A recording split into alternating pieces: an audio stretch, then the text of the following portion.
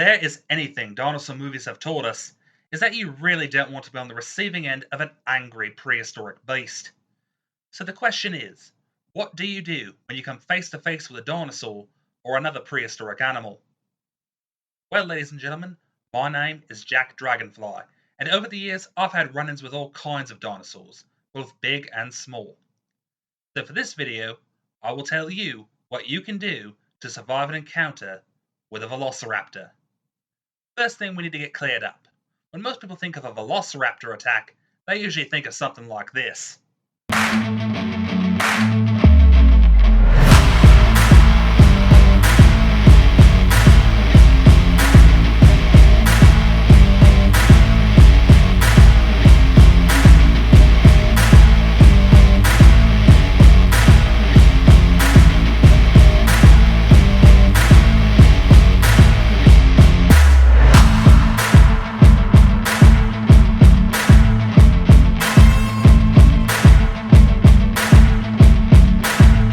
These are not velociraptors. The dinosaurs in the Jurassic Park films are much more akin to Utahraptors, which are a lot bigger. And Michael Crichton, the author of the original book, based the creatures on Deinonychus, but he called them velociraptors because he thought the name sounded a lot cooler. And I don't really blame him. So what is a velociraptor? A velociraptor, also known as a swift claw, is a small meat-eating dinosaur belonging to the dromaeosaur family.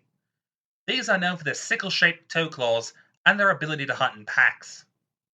They grow to around 6 feet long and around 2.5 feet tall, about the size of a modern-day turkey, Or like a 6-foot turkey. and they most definitely have feathers. Back in the Mesozoic era, they lived in Mongolia during the late Cretaceous, some 90 million years ago.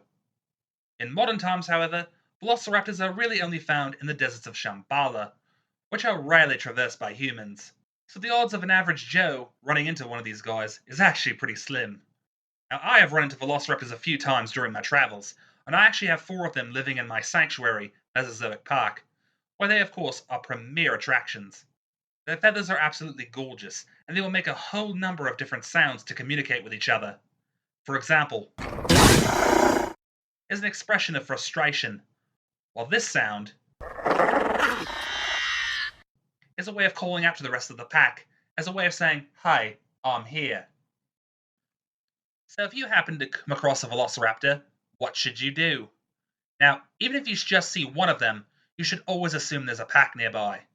Velociraptors are highly social animals and will rarely stray far from the group.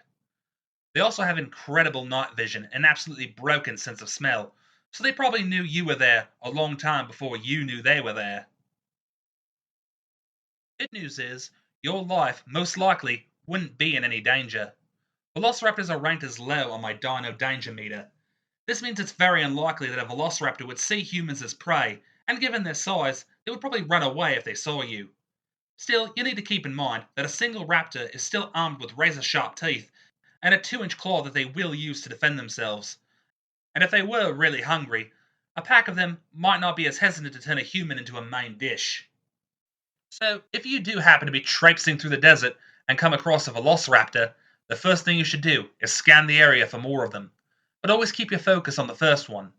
Do not approach the raptor, but instead watch its movements.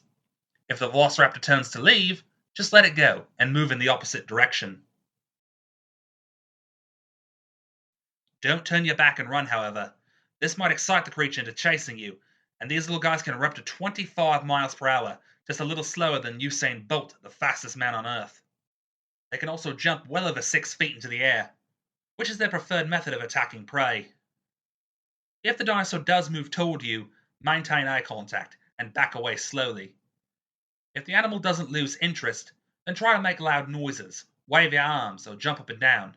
Try to make yourself look as big and intimidating as possible. Even dinosaurs know not to mess with crazy, so this should even convince a pack to back off. If all else fails, and the velociraptors still pursue you, you can try and climb a tree, or get indoors where they can't reach you. And no, a velociraptor can't open a door. They probably don't even know what the door is. Bear spray can also be used to repel an attack. The chemicals in the spray will irritate the nose just as White Castle would irritate your bowels. The odds of an attack are still extremely slim, and like all animals, the best way to avoid being attacked is just to give the animals their space and observe them from a safe distance. Velociraptors aren't the man-eating monsters you see in movies. They just do what they do, and they don't apologize for it. Of course, unless you live in Mongolia or are paying a visit to Mesozoic Park, you'd probably never get close to a real live velociraptor. However, if you happen to live in Colorado, you might have something a lot bigger to worry about. So I hope you all stay tuned next time when I explain how to survive an Allosaurus attack. Anyway, I'd like to thank you all for watching my first video. I'll try to update as often as I can, and don't forget to like, favourite, subscribe, and all that good stuff for more dinosaur encrypted content from the VentureWorld channel. Till then, my name is Jack Dragonfly, and I hope to see you all again next time.